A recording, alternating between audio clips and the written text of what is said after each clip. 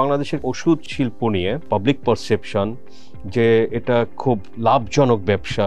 ওষুধের দাম বাংলাদেশের দুনিয়ার মধ্যে সবচেয়ে কম। এটা যদি বাংলাদেশে ওষুধের দাম যদি বেশি হতো তাহলে যখন আমাদের প্রবাসী আত্মীয়রা আসেন ওনারা তো বাক্স ভরে ভরে ওষুধ নিয়ে যেতেন না। এই মুহূর্তে যে পলিসি ডিরেকশন যাচ্ছে, ইন্ডাস্ট্রি শেষ হয়ে যাবে। যে ইন্ডাস্ট্রিটা সবচেয়ে ট্রান্সপারেন্ট তার বিরুদ্ধে এরকম ক্যাম্পেইন চালানো হচ্ছে। কি চিন্তা করছে এখন? ওষুধের দামটা কমাতে হবে। একটা ডাক্তার আপনার লয়াল সাপোর্টার, পুরো 1 বছর আপনার ওষুধ লিখেছে, তা আমি ওনাকে একটা থ্যাংক ইউ গিফট দিতে অসুবিধা কি? বাংলাদেশে ওষুধের গুণগত মান নিয়েও অনেকে প্রশ্ন তোলে। ওষুধ বানানোর কালচার এত কোয়ালিটি ওরিয়েন্টেড যে সিরিয়াসলি মাথা খারাপ হয়ে যায়। এই যে কোয়ালিটি অ্যাসুরেন্স আপনি বললেন যে এখন অনেকে, এরা কারা? এরা আমাদের সব ইয়াং লোকরা।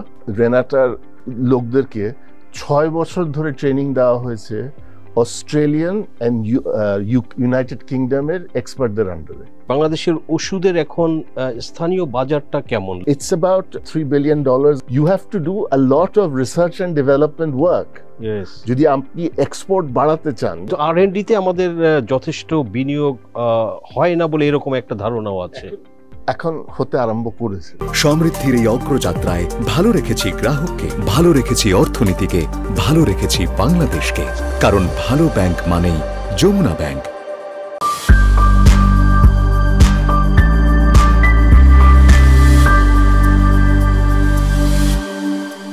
প্রিয় দর্শক, Jamuna bank presence TVS corporate টক্সে আপনাদের সবাইকে স্বাগতম। আমি সাজ্জাদুর রহমান আছি আজকে আলোচনায়। দর্শক, আমাদের সঙ্গে গেস্ট হিসেবে আছেন মিস্টার কাইসার কবির, রেনেটা ফার্মাসিউটিক্যালস, বাংলাদেশের one of the top pharmaceuticals আমরা জানি। তো অনেক কমপ্লায়েন্ট কোম্পানি হিসেবেই কিন্তু অনেকে রেনেটাকে উদাহরণ দিয়ে থাকেন। সো মিস্টার কাইসার কবির এটার ম্যানেজিং ডিরেক্টর, তাকে আমরা পেয়েছি। সো আমরা আসলে বাংলাদেশের ফার্মাসিউটিক্যালস ইন্ডাস্ট্রি, এটার যে সম্ভাবনা আর আসলে সমস্যা, এবং এখানে আমরা জানি যে বাংলাদেশে আসলে এখন অলমোস্ট আমরা সেলফ ডিপেন্ডেন্ট। তো বাংলাদেশের ফার্মাসিউটিক্যালস একসময় 80s from no white two এখন আজকে কিন্তু অনেকটা সেলফ সাফিসিয়েন্ট বাংলাদেশের অন্যতম একটা সফলতা বলা যেতে পারে কিন্তু যে আসলে আমাদের এই ঔষধ শিল্প। সো আমরা পেয়েছি মিস্টার কাইসার কবিরকে। দর্শক, আমরা আলোচনা করব এই ইন্ডাস্ট্রির ইনসাইটস নিয়ে, পোটেনশিয়ালস নিয়ে, এবং আপনাদের সঙ্গে শেয়ার করব। সো কাইসার কবির, আপনাকে স্বাগতম টিভিএসে। থ্যাংক ইউ আপনি আমাদের সাথে যুক্ত হতে পেরেছেন, এজন্য আমরা রিয়েলি গ্রেটফুল। কাইসার ভাই, জাস্ট খুব ব্রিফলি একটু শুনবো রেনেটা, যেটা বলছিলাম যে one of the top company, compliant, এবং উদাহরণ হিসেবে অনেক সময় আসে আপনাদের কোম্পানি। তো এই কোম্পানির একটু ব্রিফ জার্নিটা, হিস্ট্রিটা যদি খুব সংক্ষেপে একটু বলেন। সংক্ষেপে বলছি, আমরা তো শুরুতে ফাইজার বাংলাদেশ ছিলাম, এটা বহুজাতিক কোম্পানি। রাইট। তো যখন ফাইজার 1993-তে চলে গেল, ওই সময় ফাইজার বাংলাদেশের চেয়ারম্যান এন্ড ম্যানেজিং ডিরেক্টর ছিলেন আমার আব্বা, সৈয়দ হুমায়ুন কবির। তো ফাইজারের সাথে যে ডিলটা হলো যে আমাদের ফ্যামিলি ফাউন্ডেশন, সাজেদা ফাউন্ডেশন, ওই নতুন কোম্পানির 51% নিয়ে নেবে। সো ফাইজার চলে গেল, 51% সাজেদা ফাউন্ডেশন নিল, অ্যান্ড ফাইজার বাংলাদেশ থেকে এটার নাম রেনাটা হয়ে গেল। রেনাটার ল্যাটিন নাম, মানে ইট মিনস রিবর্ন, মানে বিকজ যখন ফাইজার চলে যাচ্ছিল কোম্পানিটা মরে যাচ্ছিল। So Renata is like a renaissance, I mean reborn. So that's এটাই হচ্ছে রেনাটার হিস্ট্রি। তো আমি রেনাটায় আসি দেরিতে, কত সালে? 2002-তে। তো সো রেনাটা হওয়ার 9 বছর পর আমি কোম্পানিতে যোগ দিই, স্ট্রেট অ্যাজ সিইও। তো so that's the brief history of Renata. Just যদি বলি যে আপনার বাংলাদেশের ধরেন যে একটু হার্ড কোশ্চেনই, যে বাংলাদেশের কিন্তু ওষুধ শিল্প নিয়ে এক ধরনের ধারণা আছে, পাবলিক পারসেপশন, যে এটা খুব লাভজনক ব্যবসা, এখানে আপনার প্রফিট মার্জিন অনেক হাই, এখানে ডক্টরসদের কনভিন্স করে বিভিন্নভাবে গিফট এগুলো দিয়ে ওষুধগুলো প্রেসক্রাইব করা হয়। সো এই ধরনের কিন্তু একটা আসলে পাবলিকের মধ্যে একটা ধারণা আছে। So what do you say about that? জি, যেটা আমি দেখছি এখন রিসেন্টলি যেটা হয়েছে সেটা হচ্ছে আমাদেরকে দেখানো হচ্ছে আমরা রক্তচোষা, মানুষদেরকে শেষ করে দিচ্ছি, লাগামহীন ভাবে দাম টাম বাড়ানো হচ্ছে, যা খুশি তাই করছি। So the reality is completely different আসলে। এখন যেমন হচ্ছে ওষুধের দাম যেটা বলা হয়, এখন ওষুধের দাম বাংলাদেশে দুনিয়ার মধ্যে সবচেয়ে কম। আচ্ছা, এটা আমার কথা আপনার বিশ্বাস করতে হবে না। One of the advantages of pharmaceuticals is এটা ভীষণ ট্রান্সপারেন্ট, কারণ অনেক ডেটা পাওয়া যায়। সো আমি যখন বললাম যে এটা বাংলাদেশে আমরা সবচেয়ে সস্তা আমাদের ওষুধ, তো তখন আপনি আমাকে বলতে পারেন যে এটা প্রমাণটা দেখান। প্রমাণটা হচ্ছে এটার অনেক ডেটা পাওয়া যায়। যেমন ফর এক্সাম্পল এখানে I've got something called এটা IMS এর, এটা this is about Sri Lanka, this is on Sri Lanka. এখানে শ্রীলঙ্কার যত ওষুধ আছে প্রত্যেকটা ওষুধের দাম লেখা আছে এখানে। ওকে, সো এইটা দেখে আমি যখন কম্পেয়ার করি, সো লেটস সে রেনাটার লেভেলের কোম্পানি, যেটা শ্রীলঙ্কার রেনাটার লেভেলে, ওদের কি দাম আমাদের কি দাম, এটা দেখে বোঝা যায়। সো প্রত্যেকটা দেশের জন্য এই পাবলিকেশনটা, আমাদের দেশেও কি আছে এরকম? ইয়েস, বাংলাদেশের জন্য আছে, ইটস ভেরি এক্সপেন্সিভ। বাংলাদেশের জন্য আছে, তারপর দেশ মালয়েশিয়ার জন্য আছে, ইন্ডিয়ার জন্য আছে, পাকিস্তানের জন্য আছে। সো ওইভাবে দেখে আমরা তো বুঝতে পারি। সো এটা তো হচ্ছে একটা ফেয়ার এনাফ। ইউরোপ তো আছে, ইউরোপ আমেরিকা আছে, ওটা তো আলাদা জিনিস, অনেক অর্গানাইজড। বাট আমরা তো দেখেছি, we've seen Vietnam, Cambodia, Laos, Myanmar, even আফগানিস্তানে এই পাবলিকেশনটা নাই, বাট ওখানে দেখে বোঝা যায় যে আমরা গিয়ে বুঝেছি ওখানে দাম টাম কেমন হয়। কিন্তু যেটা হচ্ছে, একটা তো আপনারা রিসার্চ করে বের করতে পারেন, এটা তো একটা, সো এটা ট্রান্সপারেন্সি। কিন্তু এখন আমাদের তো ধরেন 1 কোটিরও বেশি বাংলাদেশি দেশের বাইরে আছেন। আমাদের সবারই একজন আত্মীয় আছেন যিনি প্রবাসী। আপনারা ওনাদেরকে জিজ্ঞেস করেন না, ওনাদেরকে একবার জিজ্ঞেস করেন যে ঠিক আছে, তুমি বাংলাদেশে এই ওষুধটা যে দামে দেখেছো, তুমি ওই দেশে, whether it's Saudi Arabia, whether it's Europe or America, Singapore, Malaysia, যে যাই হোক, ওখানে কি দাম আর আমাদের এখানে কি দাম, এটা তো সহজ উত্তর পাবেন।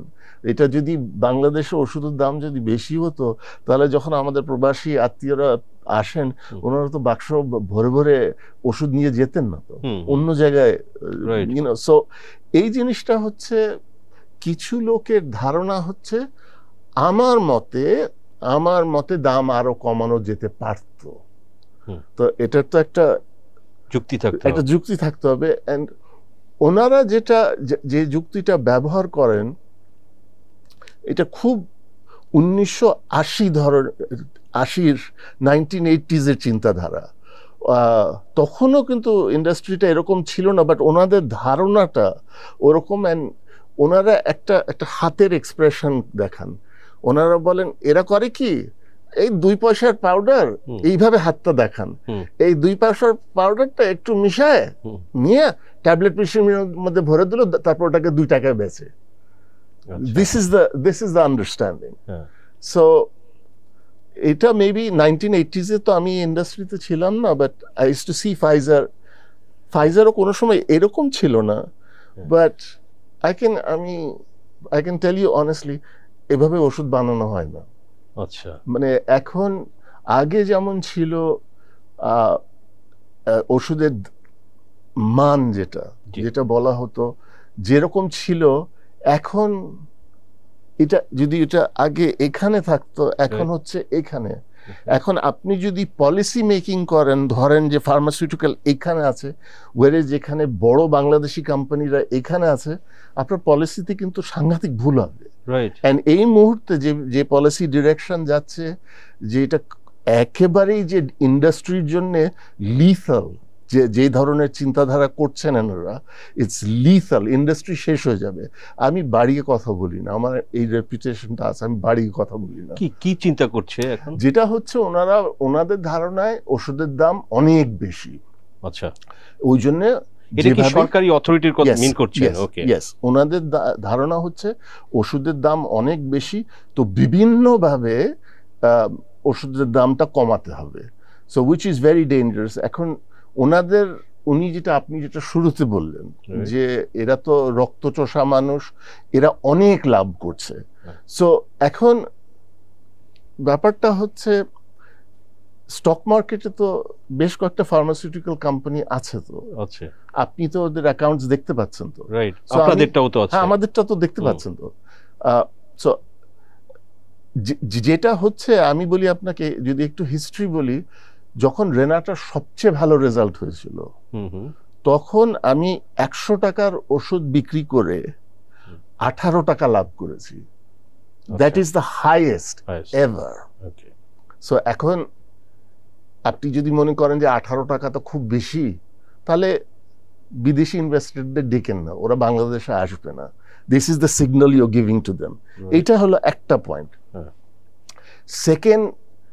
সেকেন্ড জিনিস যেটা আমাদেরকে ওনারা বলেন যে হ্যাঁ আপনার অ্যাকাউন্ট বলতে পারেন, কিন্তু আপনাদের অ্যাকাউন্ট তো আসলে ফিকটিশিয়াস, মানে একদম আজে বাজে মন গড়া অ্যাকাউন্ট, আপনারা তো মিথ্যা কথা বলেন, আপনারা তো চোর মিথ্যাবাদী এগুলো বলেন। Fair enough. কিন্তু বিদেশি যেসব ব্যাংকগুলো আছে আমাদের, ওরা তো আমার অ্যাকাউন্ট বিশ্বাস করে। ওকে, এন্ড কিছুদিন আগে আইএফসি ওয়ার্ল্ড ব্যাংকের একটা অংশ রেনাটাকে একটা বিরাট লোন দিয়েছে। আইএফসি তো $100 মিলিয়ন না, 58 মিলিয়ন ডলার দিয়েছে। সো আইএফসি তো আমাদের অ্যাকাউন্ট বিশ্বাস করে, তো আমার অ্যাকাউন্ট আপনি বিশ্বাস করবেন না কেন? কি আমার চেহারা পছন্দ না হলেও তো আমার দোষ নাই, বাট দের ইজ, মানে ফার্মাসিউটিক্যালে এই জিনিসটা আছে, অন্য সোর্স আপনাকে ভ্যালিডেট করে দিবে যে ও সত্যি কথা বলছে নাকি। আমার কোনো সময় বলতে হয় না যে রেনাটার আমরা খুব ভালো ওষুধ বানাই, আমার এই কথাটা বলতে হয় না, বিকজ আমাকে তখন জিজ্ঞেস করবে তুমি কোন দেশে বেচো। তো যদি বলি একটা কোনো ছোট দেশের নাম বলি, তো ওর বললে হবে না, এটা দিয়ে হবে না। আমি যখন বলি যে প্রায় পুরা ইউরোপে রেনাটার ওষুধ যায়, আমেরিকায় যায়, অস্ট্রেলিয়ায় যায়, কানাডায় যায়, তখন সিরিয়াসলি বলা যায়। সো আপনি এটাকে ভেরিফাই করতে পারেন। সো আমার কাছে যেটা খুব কষ্ট লাগে যে ইন্ডাস্ট্রিটা সবচেয়ে ট্রান্সপারেন্ট, তার বিরুদ্ধে এরকম ক্যাম্পেইন চালানো হচ্ছে। আচ্ছা, সো তারপরে আরেকটা কথা থাকে, ওনারা যেমন খুশি দাম বাড়িয়ে দেন। আচ্ছা, এই কথাটা বারবার বলা হয় যে যা খুশি তাই করছে, যা খুশি তাই করছে। ওই কয়েকদিন আগে হয়েছিল যে ওই আওয়ামী লীগের সময় কিছু ড্রাগের প্রাইস অ্যাপ্রুভ ছিল, ওইটা চলে এসছে, হঠাৎ করে চলে এসছে। তো আমরাও সারপ্রাইজড হয়ে গেছি, বিকজ এই সময় তো কাউকে দাম দিচ্ছে না। আমাদের তো গত 2 বছর ধরে ওষুধের দাম বাড়েনি, তো রেনাটার তো দাম বাড়েনি, কোন ওষুধেরই হয়তো বাড়েনি। ওটা বেড়েছে বিকজ ওইটা ওই ব্যাকলগে ছিল। তো ওরা ব্যাকলগটা এখানে ক্লিয়ার হয়েছে। এন্ড অনেস্টলি আমি তো আকাশ থেকে পড়েছি যেটা আসলো কি করে। কিন্তু যে জিনিসটা হচ্ছে এই বাজারে প্রতিযোগিতা এত, সো আমি একটা বলি, একটা কোম্পানি ওষুধের দাম বাড়ানোর পর আমরা ডাক্তারের কাছে গিয়ে বলেছি যে ওর দাম তো এত, আমাদের দাম তো হচ্ছে অনেক কম, আমাদেরটা লিখেন। তো আমাদের পুরা আমাদের তখন প্রেসক্রিপশন শেয়ার ছিল 34, ওই ওষুধে 34%, সেটা বেড়ে 54% হয়ে গেল 6 সপ্তাহে। সো দাম বাড়ালেই যে ওষুধ কোম্পানির লাভ হচ্ছে তা না। আপনি যদি কম্পিটিশনটা না দেখেন, কম্পিটিশন তো একদম ভিশাস একদম। এখন আরেকটা জিনিস ওনারা যেটা বলেন যে এরা তো সব ডাক্তারকে কিনে ফেলে, এইসব করে, বিভিন্ন ধরনের উপহার দেয়। হ্যাঁ, সো একটা জিনিস হচ্ছে বেশিরভাগ ডাক্তার কিন্তু খারাপ জিনিসগুলো করেন না, কিন্তু জিনিসটা খারাপ বলে চোখে পড়ে যখন করা হচ্ছে। আচ্ছা, হ্যাঁ, সো এটা তো আমার তো হিসাব আছে, আমি তো দেখছি যে মানে কোন ডাক্তার উনি আজে বাজে জিনিস চাইবেন, আমি তো জানি। তো এটা কিন্তু এখনো খুব বেশি না, এখনো খুব বেশি না, কিন্তু একটাও থাকা উচিত না আমার মতে, একটাও থাকা উচিত না। আমার ওষুধের কোয়ালিটির উপরে ডাক্তার সাহেব লিখবেন, এটা আমার এক্সপেকটেশন, অন্য কিছুর উপরে না। যেমন হচ্ছে গিফট, যেটা বলা হয় যে এখন গিফট দুই রকম হয়। একটা হলো ডাক্তারকে বলা হলো যে আপনাকে এই দামি গিফটটা দিলাম, আমার এই ওষুধটা লিখে দিবেন। এটা হচ্ছে কুইড প্রো কোয়া যেটা বলে, যে একটা দেন দরবার হচ্ছে। আমার কাছে এটা জঘন্য লাগে, জিনিসটা জঘন্য। কিন্তু ধরেন একটা ডাক্তার আপনার লয়াল সাপোর্টার, পুরো 1 বছর আপনার ওষুধ লিখেছে, তা আমি ওনাকে একটা থ্যাংক ইউ গিফট দিতে অসুবিধা কি? আফটার অল আমার তো ব্র্যান্ডটা তো প্রমোট করতে হবে আমার। উনি আমার ব্র্যান্ড লিখেছেন, তো আমি ওনাকে একটা গিফট দিলাম, অসুবিধাটা কি? এখন ওনারা বলেন যে আরেকটা জিনিস বলেন যে এনারা যে এইসব গিফট এইসব দিচ্ছেন, এটা ওনাদের সেলসের 30%। 30% এই কোয়েশ্চেনটা আসে, আপনি শুনেছেন এই ফিগারটা, শুনেছেন আপনি? 30%। আমাদের finance team give me the most updated figures, it is 3%. আচ্ছা, সো 3 and সেটাকে আমি হিসাব করেছি। আচ্ছা, আমাদের যদি 3 হয়, অন্য কোম্পানি এরা একটু বেশি দেয়, ওরা কতটা দিতে পারে? আমার হিসাবে 5-এর বেশি হবে না। So 3 to 5%। সো তার মানে আপনি যদি 100 টাকার ওষুধ কিনেন, এটা পুরা এগুলো বাদ দিয়ে দিলে ওটা 95 টাকা হয়ে যাবে। এটা দিয়ে কি মানুষের বলতে যাবে? We understand. আশা করি আসলে দর্শকরাও আপনার এই ব্যাখ্যা খুব পরিষ্কার করে বললেন, এটা তারা বুঝতে পারবেন। সো মিস্টার কাইসার, আরেকটা কোশ্চেন আসে যে বাংলাদেশে ওষুধের গুণগত মান নিয়েও অনেকে প্রশ্ন তোলে।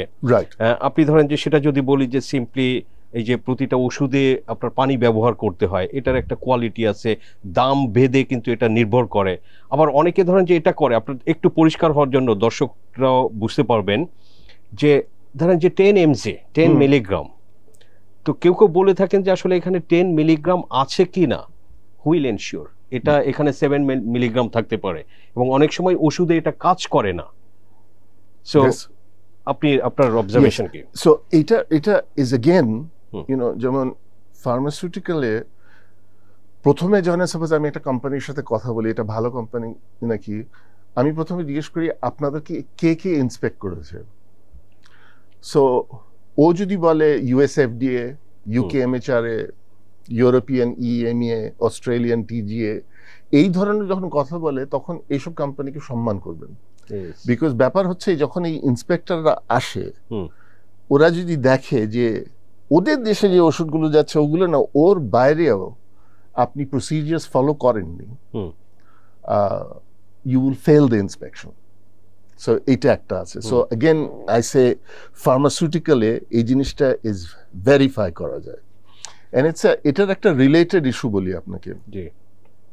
পিপল কিপ সেইং যে জেনেরিকে যদি লিখেন, মানে জেনেরিক মানে ধরেন আপনি ফর্মুলা দিয়ে বানানো, যেটা যে ম্যাক্সপ্রো না দিয়ে কি ইসোমেপ্রাজল লিখবেন, কি নাপা না বলে আপনি প্যারাসিটামল লিখবেন, দ্যাটস দ্য জেনেরিক।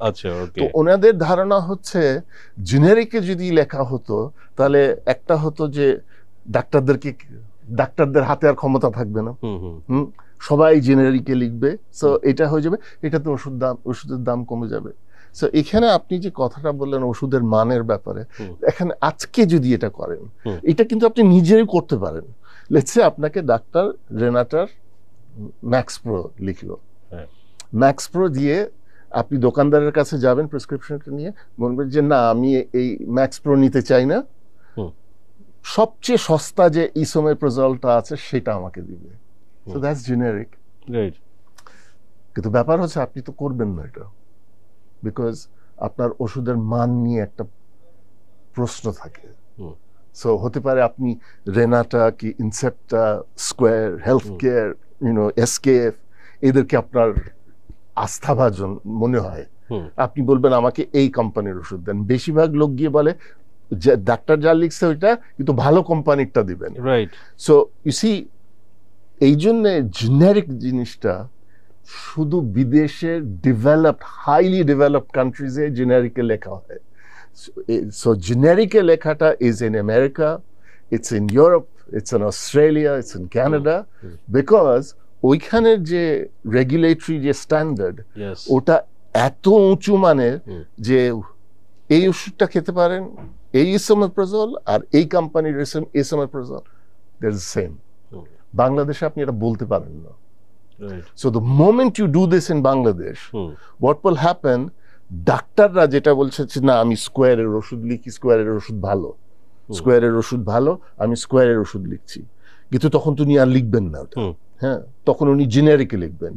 উনি যখন কেমিস্টের কাছে যাওয়া হবে, এটা কেমিস্ট কোন ওষুধটা আপনাকে দিবে, যে ওষুধও সবচেয়ে বেশি প্রফিট বেশি, এক্স্যাক্টলি। সো সবচেয়ে বেশি, সো এটা হবে যেসব কোম্পানিতে যে পানির কথাটা যে বললেন, যে 100 টাকার পানিও হয়, 200 টাকার, 20 টাকারও পানি হয়, যেটা বললেন।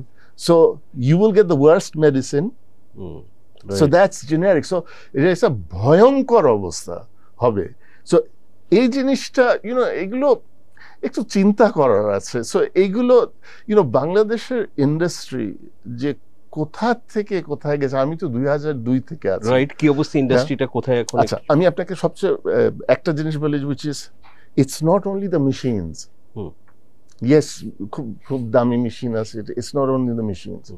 যেমন আপনাকে একটা গল্প বলি আমার আব্বার সম্বন্ধে। মানে আমার আব্বার তো এই ফার্মাসিউটিক্যাল ইন্ডাস্ট্রির কর্ণধার ছিলেন।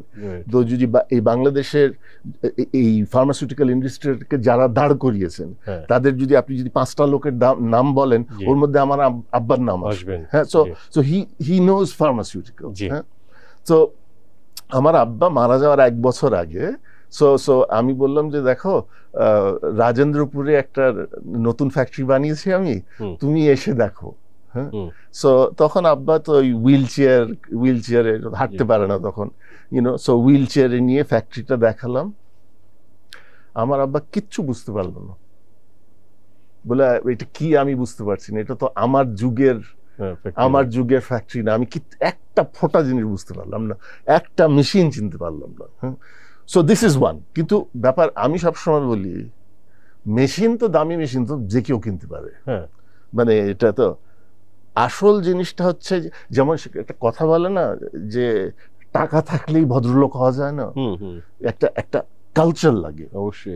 এখন ওষুধ বানানোর কালচার এত কোয়ালিটি ওরিয়েন্টেড যে সিরিয়াসলি মাথা খারাপ হয়ে যায়। যেমন আপনাকে আমি একটা উদাহরণ দিই, আমি সেদিন দেখছিলাম ফাইজারের একটা ওষুধ, ফাইজারের একটা যখন ওষুধ ডেভেলপ করছে, বানাচ্ছে ওরা, ডক্সিসাইক্লিন বানাচ্ছে, কতটা লেখালেখি করতে হচ্ছে ওদের। তো আমি ওই ফাইলটা দেখলাম, খুলে এই বোধহয় 10টা পাতা হবে, অ্যান্ড ওর পাশে আমি রেনাটার একটা ওষুধ ডেভেলপমেন্টের কাগজ দেখলাম, এটা এত 2 বাক্স। So that is the culture, মানে দ্যাট ইজ দ্য কালচার। আপনারা এখন, যেমন আগে হতো ওষুধ ডেভেলপ করার সময় ধরেন 10 জন এইটা করছে, যেটা ওনারা বলেন, পলিসি মেকাররা বলেন মিশাইতেছি, এইটা করছে 10 জন, কোয়ালিটির পিছনে আছে 1 জন। এখন হচ্ছে যারা ওষুধ বানায়, প্রথমে ওরা চিন্তা করছে 2 মাস ধরে, কিচ্ছু ধরার আগে ওষুধটা কিভাবে বানানো হবে। প্রতি একজন যে ওষুধটা বানাচ্ছে তার পিছনে এখন 4 জন কোয়ালিটির লোক থাকে। আচ্ছা, ইজ ডিফারেন্ট। এখন যেখানেই যাই, আমার যে কয়টা ফ্যাক্টরিতেই যাই, তুমি কোথায় কাজ করো? Quality assurance, everything is quality assurance. Because আজকালকার জিনিসটা হয়েছে, আপনি যে শুরুর দিকে একটা কথা বলেন যে এখানে যে 500 মিলিগ্রাম দেওয়ার কথা, এখানে কি সত্যি 500 মিলিগ্রাম আছে, এই কথাটা কেউ জিজ্ঞেস করে না, ইট ইজ অ্যাসিউমড আছে। কিন্তু ওই 500 মিলিগ্রাম আপনার কোনো ক্ষতি করছে নাকি, পুরা ওষুধের কালচার ইজ গিয়ার্ড টুয়ার্ডস দ্যাট। এই যে কোয়ালিটি অ্যাসুরেন্স আপনি বললেন যে এখন অনেকে, এরা কারা? এরা আমাদের সব ইয়াং লোকরা। স্কিলটা কি? এদের স্কিল হচ্ছে পরীক্ষা করা। ভেরি ইন্টারেস্টিং এটা, যে যেটা করতো, এখানে একটা বই আছে, আপনাকে আমি দেখাই। যেমন এটা, যেমন ব্রিটিশ ফার্মাকোপিয়া, এটা the same way US pharmacopoeia আছে, ইউরোপিয়ান ফার্মাকোপিয়া, এইগুলো আছে। তো এখানে লেখা থাকে ওষুধটাকে কিভাবে মানটা ধরে রাখবার জন্য আপনার কি করতে হবে, আচ্ছা, সে এইখানে লেখা থাকে। সো তো this is like sort of like our Bible, যে মানটা মিনিমাম স্ট্যান্ডার্ড এইটা হতে হবে, এইভাবে ফলো করে আসে, একদম এখানে লেখা আছে। আপনাকে বলি বাংলাদেশের ইন্ডাস্ট্রি কোথায় গেছে এখন? কোথায় গেছে আমি আপনাকে বলি, কিছুদিন আগে আমরা ইউকেতে কার্বিমাজল বলে একটা ওষুধ ছিল, ওইটা ফাইল করি। তো যখন আমাদের ওটা ফাইল পড়ছে, তখন দেখছে আমরা কার্বিমাজল কিভাবে টেস্ট করি, দ্য মেথডস, এটা। তখন ব্রিটিশ ফার্মাকোপিয়াই কয়েকদিন আগে আমাদের একটা ইমেল পাঠালো যে তোমরা যে মেথডে ওষুধটা টেস্ট করো, আমরা এখন এই ব্রিটিশ ফার্মাকোপিয়া ওটা ঢুকাতে চাই, যে আমাদের যেটা আগে ছিল ওটা ফেলে দিয়ে তোমাদেরটা ঢুকাবো। Great. So this is, and এটা যারা করেছে they are very young, they are not like me, Bangladeshi, they are Bangladeshi because they've been trained. মানে ওষুধের যেটা হচ্ছে, শুনেন, we keep talking about this demographic dividend, right? Just because আপনার বয়স কম doesn't mean that you're a dividend for the country. If you are poorly trained, then you're a liability for the country. Yes. When all that you will do is চেঁচামেচি করবেন, and that is what is happening in Bangladesh. Yeah, so but what we have done, আমি তো অন্য কোম্পানির কথাটা বলতে পারি না, আমি শুধু রেনাটারটা বলতে পারি। আমি যেমন প্রোডাক্ট ডেভেলপমেন্টে রেনাটার লোকদেরকে 6 বছর ধরে ট্রেনিং দেওয়া হয়েছে অস্ট্রেলিয়ান এন্ড ইউনাইটেড কিংডমের এক্সপার্টদের আন্ডারে। তো এখন দে আর ওয়ার্ল্ড ক্লাস। মানে ওয়ার্ল্ড ক্লাস কেন? अगेन আপনি আমাকে জিজ্ঞেস করতে পারেন কেন একটু ব্রিফলি, আমাদের টাইম আরো কোশ্চেন আছে। হ্যাঁ, বিকজ ওরা ইউরোপ আমেরিকায় ওষুধ রেজিস্টার করতে পারে, ওর ওষুধটা ওরা যা বানিয়েছে ইউরোপ আমেরিকায় এরা অ্যাকসেপ্ট করে এটা। তারপর যেটা হয়, বিদেশি কোম্পানিরা এখন রেনাটাকে ফোন করে বলে, এই তোমরা কি বানাচ্ছ বলো তো, আমরা ওই ওষুধটা ওখানে বেচতে চাই। এটা হচ্ছে, অ্যান্ড এরা এই টিমের বোধহয় সবচেয়ে কম বয়সী যে আছে তার বয়স বোধহয় 24, অ্যান্ড যে বুড়াটা যেটা আছে আমাদের, যাকে আমরা সান্টা ক্লজ বলি মজা করে, ওর বয়স হচ্ছে 43। আচ্ছা, সো আপনি যদি ডেমোগ্রাফিক ডিভিডেন্ড দেখতে চান, you have to see it in the pharmaceutical industry. So before আপনার এইসব পলিসি যে এরা খারাপ মানুষ, এরা রক্তচোষা, before you take the industry down, একটু খেয়াল রেখেন যে বাংলাদেশের ইউথ যেটা ট্যালেন্ট হচ্ছে ওয়ার্ল্ড ক্লাস, এরা ওয়ার্ল্ড ক্লাস ফ্যাক্টরি বানাতে পারে, ওয়ার্ল্ড ক্লাস ফ্যাক্টরি চালাতে পারে, ওয়ার্ল্ড ক্লাস ওষুধ ডেভেলপ করতে পারে, এদেরকে আপনি ক্ষতি করছেন। এটা আপনাদের খেয়াল রাখতে হবে। Right, true. কাইসার ভাই, বাংলাদেশের ওষুধের এখন স্থানীয় বাজারটা কেমন, লোকাল মার্কেট সাইজটা? লোকাল মার্কেট সাইজটা is a good question, because একটা পয়েন্ট আপনাকে বলতে ভুলে গেছি। ইটস অ্যাবাউট $3 billion, আর এখন ওই ডিভ্যালুয়েশন হওয়াতে বোধহয় 30,000 crore টাকা। একটা মজার ব্যাপারটা শুনেন এখানে, আমি রাউন্ড অফ করে অঙ্কটা বলি। হ্যাঁ, এইটা শুনেন না যে আমাদের আউট অফ পকেট এক্সপেন্ডিচার খুব হাই, এন্ড ওষুধের সবচেয়ে বেশি। হ্যাঁ, সো ধরেন আপনি যদি ওষুধের বাজার যত টাকা আর আমাদের জনসংখ্যা দিয়ে ভাগ দেন, রাফলি 2000 টাকা হয়, 2000 টাকা প্রতি বছর। এটা যদি 70% হয়, তাহলে 100% হচ্ছে 2800 টাকা। তো তারা, আপনি কি এটা বিশ্বাস করেন যে 800 টাকা দিয়ে ডাক্তারের ফি, ডায়াগনস্টিক, হসপিটাল স্টে, এগুলো সব হয়ে যায়? যদি সত্যি হয় এটা বাংলাদেশে, আমরা স্বর্গে আছি। So there something wrong with this figure. কিন্তু এই ফিগারটা নিয়ে বলেই বাড়াচ্ছে অল পলিসিজ যে ওষুধের দাম কমাতে হবে, because out of pocket expenditure 70%ই হচ্ছে। বাট সেটা যে শুধু ওষুধের জন্য তো তা না, এই যে আপনি তো বেশিরভাগই তো যাচ্ছে আপনি doctor fees. No, but that's, এটা তো 800 টাকার মধ্যে, বিকজ ওনারা বলছেন 70% হচ্ছে ওষুধ। So 2000 যদি 70% হয়, 100% হচ্ছে 2800। That's not true, I think, because এখন আপনি most of the doctors এর fees 1500 টাকা, এবং এটা আপনি এক সপ্তাহ পরে গেলে আবার ফুল অ্যামাউন্ট দিতে হয়। Yes, and there is no regulation. Yes. তো তাহলে সো মাই পয়েন্ট ইজ এরা এই যে ফিগারটা বলা হচ্ছে আউট অফ পকেট এক্সপেন্ডিচার যে ওষুধের সবচেয়ে বেশি, this is not true, right? That is faulty, we understand. এইটাই, কিন্তু পলিসি তো বানানো হচ্ছে ওইটার বেসিসে। আচ্ছা আচ্ছা। সো আমরা আশা করি যে আপনার কথার মাধ্যমে আসলে সরকারে যারা আছেন তারা এখান থেকে আসলে ইনসাইটসটা নিয়ে কারেক্টলি যদি পলিসিগুলো তৈরি করা। এক্সপোর্ট নিয়ে একটু কথা বলতে চাই। আপনারা এক্সপোর্ট করেন, আরো কয়েকটা কোম্পানি এক্সপোর্ট করে ইউরোপ আমেরিকাতে। জি। তো আমাদের এক্সপোর্টের সাইজটা কেমন? ওটা বেশি না, বিকজ ফার্মাসিউটিক্যালের ব্যাপারটা হচ্ছে যে ওষুধ ডেভেলপ করতে 2 বছর লাগে, and let's say America registration is fast, ওখানে অন্তত 1 বছর লাগবে। সো আপনার 3 বছর হয়ে গেল। সো আমি চাইলেই যে বাংলাদেশে যেমন গার্মেন্টসের যেটা সুবিধা আছে, যে বায়ার বলো তুমি কি এটা বানিয়ে দিতে পারবে, এই শার্টটা কি বানিয়ে দিতে পারবে, এই the garments people can do it. এটা ওষুধে পারা যায় না। এক্স্যাক্টলি। কিন্তু আমি ধরেন যে আর্লি 2000-এও শুনেছি যে বাংলাদেশে ফার্মাসিউটিক্যাল এক্সপোর্ট $1 বিলিয়ন হিট করবে। But I think it is less than $200 million. Yes, very good point. Why?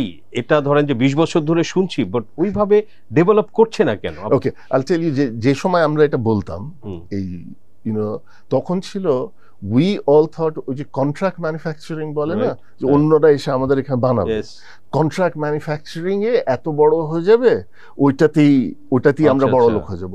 But what it happen by that time, যে দুনিয়াটা এত ফাস্ট মুভ করে যে এখন লোকরা কন্ট্রাক্ট ম্যানুফ্যাকচারিং এ মানে খুশি না। যেমন আমাকে একজন জার্মান বলেছিল, খুব কড়া করে বলেছিল, এন্ড ওর কথা শুনেই কিন্তু আমি রেনাটার অনেক চেঞ্জ করে ফেলেছিলাম। বলছে শুধু 2 পয়সা বাঁচানোর জন্য তো তোমার দেশে আমি আসবো না, তুমি কত তাড়াতাড়ি ওষুধটা ডেভেলপ করে দিতে পারো, কত তাড়াতাড়ি রেজিস্টার করে দিতে পারো, অন দ্যাট বেসিস তোমার কি ওই ক্যাপাবিলিটি আছে? আমি আমার নাই। সো ওই জন্য আমি বলছিলাম যে আমরা যখন এই বিরাট বিরাট প্রাসাদ বানালাম হোপিং যে বিদেশে সবাই এসে কন্ট্রাক্ট ম্যানুফ্যাকচারিং করছে, ওটা তো হয় নাই তো, because we are too late.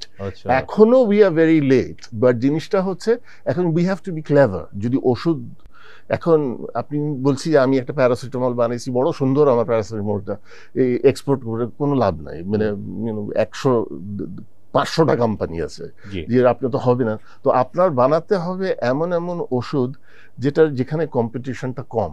So কিংবা আপনার ওষুধে এমন একটা কিছু করতে হবে যে কারেন্টলি যে ওষুধটা আছে তার সেটা ইজ মোর ইন্টারেস্টিং। সো এইভাবে করলে আপনার বাজারটা বাড়বে, so that means you have to do a lot of research and development work. Yes. যদি আপনি এক্সপোর্ট বাড়াতে চান, you have to, and research and development work এর তো সাথে সাথে রিটার্ন আসে না।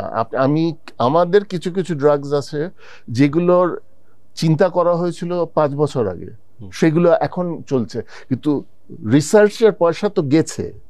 তো জিনিস হচ্ছে একটা pharmaceutical industry is not just like a dispensary, যে আমি 500 মিলিগ্রাম প্যারাসিটামল দিয়ে দিলাম। একটা ফার্মাসিউটিক্যাল ইন্ডাস্ট্রি ডেভেলপ করতে হলে you need investment, you need a lot of R&D। আপনারা যদি এটাকে শেষ করে দিতে চান তো ওষুধ শিল্পের এক্সপোর্ট কিচ্ছু হবে না, ওষুধ শিল্প ডোমেস্টিকলিও ডেভেলপ হবে না। R&D তে আমাদের যথেষ্ট বিনিয়োগ হয় না বলে এরকম একটা ধারণাও আছে। এখন হতে আরম্ভ করেছে। আচ্ছা, যেমন ফর এক্সাম্পল গত বছর রেনাটা স্পেন্ড 100 crores, এই বছর we are spending 165 crores, despite the fact যে আমাদের প্রফিট পড়ে গেছে একদম, মানে আধার চেয়েও কমে গেছে। কেন করছেন এই যে? বিকজ আমার ভবিষ্যৎ ইজ ইন R&D। আচ্ছা, এছাড়া হবে না। ওই দিন গেছে গা যে আমার আছে বাংলাদেশ থেকে প্যারাসিটামল, এই 2 পয়সা দাম কম, ওরা কিনে নিবে, ওই দিন গেছে। এখন যদি আপনি স্পেশালাইজড কিছু না করতে পারেন, you have no chance. Specially Europe আমেরিকায় you have absolutely no chance. কিন্তু রেনাটা তো করছে তো, রেনাটার এই যে ইয়াং লোকরা এরা করছে তো। যেমন হচ্ছে এই বাচ্চাদের ক্যান্সারে এখন যে ওষুধটা যেটা আছে ওটা ভেঙে খাওয়াতে হয়, কিন্তু আপনি যদি কম দেন ক্যান্সার যাবে না, যদি বেশি দেন বাচ্চাটা মরে যাবে। সো রেনাটার ইয়াং সায়েন্টিস্টরা যেটা ডেভেলপ করেছে, এমন একটা ফর্ম ডেভেলপ করেছে যে আপনার মাপ একদম অ্যাকিউরেট হবে। দুনিয়াতে এটা একমাত্র ওষুধ রেনাটা ডেভেলপ করা, ইয়াং সায়েন্টিস্টদের দেওয়া। Great. Young science, and it's being license to Europe. So এইসব জিনিসে this costs a lot of money, এই জিনিস করতে, but this is our future. তখন আপনি কি সারাক্ষণ বাংলাদেশে কি চিপ লেবার বলে চালাবেন, নাকি you have all these young people and you want these young people যে আমরা ওয়ার্ল্ড ক্লাস হব, মানুষরা একটা সম্মান দেবে, যেমন সাউথ কোরিয়ার বায়োটেক ডেভেলপমেন্টে পুরা দুনিয়া এদেরকে সম্মান দেয়। আমরা কি চাই না যে আমাদের বাংলাদেশিদেরকেও এভাবে সম্মান দিবে? এখন আমি তো দেখেছি, আমি তো 2002 থেকে আমি বলছি, আচ্ছা আমি তো অনেক দিন ধরে দেখছি, এখন বিদেশিরা রেনাটাকে যে সম্মান দেয় আমি এটা আগে কোনোদিন দেখিনি। So this is good. These are young people who are doing it. Right. So আপনার আমরা আলোচনা শেষের দিকে একদম, বাংলাদেশ থেকে বিদেশি ওষুধ কোম্পানিগুলো চলে যাচ্ছে, মোস্টলি গন এখন, তো এটার কারণটা কি? দুইটা কারণ আছে। একটা জিনিস হচ্ছে ওই লোকাল যেসব বড় কোম্পানি আছে, এখন ডাক্তারদের মাথায় ওই কোয়ালিটি যে একটা ডিফারেন্সিয়াল, আগে যেমন হতো না যে মাল্টিন্যাশনাল কোয়ালিটি অনেক ভালো, ওইটা ডাক্তারের পারসেপশনে কিন্তু ওইটা আর নাই। তো this is one. And second হচ্ছে আমাদের মার্কেটিং যতটা স্ট্রং, মাল্টিন্যাশনাল মার্কেটিং স্ট্রং না, বিকজ আপনি ওরা সারা দুনিয়া আছে। এখন ওখানে বললো বাংলাদেশে মার্কেটিং করতে হলে আমার এতগুলো ছেলে লাগবে, ডাক্তারের কাছে তো যেতে হবে। তো ওরা বললো আমি এত ছেলে দিব না, আমি বাংলাদেশে এদের ম্যানেজ করার ঝামেলাটা, তো প্রতিযোগিতায় পারিনি। কিন্তু যেটা হবে ওই যখন আমাদের এই ট্রিপস প্রোটেকশনটা শেষ হয়ে যাবে, তখন কিছু কিছু যখন একদমই নতুন ওষুধ যেটা আমরা বানাতে পারবো না, তখন বোধহয় মাল্টিন্যাশনাল ফেরত আসতে পারে, কিংবা আমাদের সাথে ওরা পার্টনারশিপে আসতে পারে। সো এইটা আমি দেখছি, বিকজ এখন যেটা দেখছি বেশ কয়েকটা কোম্পানির কিন্তু আপনি R&D বলেন কিংবা ফ্যাক্টরির কোয়ালিটি বলেন, বেশ টপ নচ, একদম টপ নচ। যেটা আমি বললাম, আমার আব্বা এত বছর ধরে, আমার আব্বা ফ্যাক্টরি চিনতে পারলো না। So it's top notch. So in anything যেটা আমরা এখন করি বাংলাদেশে, it should not be always the bottom, যে সস্তা। আমরা we should not say সস্তা, we should be able to say we have a lot of resources that can be developed, যে আপনি কি এটার অংশীদার হতে চান নাকি। এইটা হচ্ছে বিদেশিদের সাথে আমাদের ডায়ালগটা এরকম। সো এখন যেমন হয়, বিদেশিরা বলে আচ্ছা এই ওষুধটা বানিয়ে দিতে পারবে আমার জন্য, তো উই সে ইয়েস, হ্যাঁ বানিয়ে দিতে পারবো, কিন্তু আমার তো খরচ আছে, আমাকে $500,000 দিতে হবে এখনই, বিকজ এত ক্লিনিক্যাল স্টাডি করতে হবে। সো ওই কনফিডেন্সটা কিন্তু এখন বিদেশিরা বাংলাদেশে মানে হচ্ছে, রেনাটা করলে অন্যরাও শিখবে, এটা একটা নিয়ম, এটা সবকিছুরই একটা নিয়ম। প্রথমে একটা কোম্পানি করে, এভরিবডি এলস ফলোস। সো এই R&D তে রেনাটার পার্টিকুলার স্ট্রেংথ আছে, কিন্তু but others will follow, because they also যদি ফর সার্ভাইভাল তাদের করতে হবে, কিংবা বলবে যে ওরা পারলে আমরা পারবো না কেন। মানে মানে যখন ওই এভারেস্টে উঠছিল তার 1940 সালে, তার আগে থেকে উঠে নাই, তারপরে তো কতশো লোক উঠেছে না। তো ওই the same thing. So এটা উঠবে, but I don't want to pitch we are the cheapest. I want to say we are the most interesting. So that is what we do, and Bangladesh এটা করবে। and আপনি যদি অন্যদেরকে ডাকেন to talk about biotech Bangladesh, there মানে it was just only a few years ago ওরা শুধু China কি ইন্ডিয়া থেকে নিয়ে আসতো, ওইটা শুধু ভাইলে ভরে দিত, দ্যাট ওয়াজ দেয়ার বায়োটেক।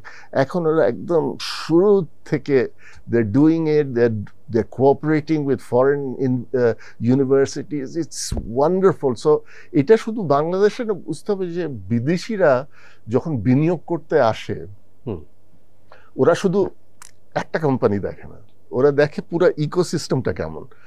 তখন যদি দেখে ওরে বাপরে বাপ, অনেকগুলো ভালো কোম্পানি আছে এখানে আমরা আসবো, এদের সাথে পার্টনারশিপ করব, এইভাবে দেশটা উঠে। মানে সো কাইসার কবির, আমরা আলোচনা একদম শেষের পথে। আপনার যদি কোনো আলাদা স্পেশাল কোনো পয়েন্ট না থাকে আমরা ফিনিশ করবো। না, thank you very much. Thank you for joining us. Right. দর্শক, আমরা আলোচনা করলাম কাইসার কবিরের সঙ্গে, রেনেটা ফার্মাসিউটিক্যালস এর ম্যানেজিং ডিরেক্টর। এটা আসলে বাংলাদেশের ওষুধ শিল্পের আমরা যে কিভাবে চলছে, অনেক দূর এগিয়েছে, আমরা অনেক ধরনের ইনসাইটস কিন্তু তার থেকে আমরা পেলাম, এবং আসলে চ্যালেঞ্জেসও রয়েছে, বিভিন্ন ধরনের মিসকনসেপশন, সেগুলো উনি শেয়ার করলেন। দর্শক, আমরা আশা করি আসলে সরকারের যারা নীতি নির্ধারণে আছেন তারা দেখবেন এবং দেশের স্বার্থে আসলে যেটা ভালো হয় সেই কাজ করবেন। সো দর্শক, আমাদের আলোচনা ভালো লাগলে লাইক করবেন, শেয়ার করবেন। আপনাদের সবাইকে ধন্যবাদ।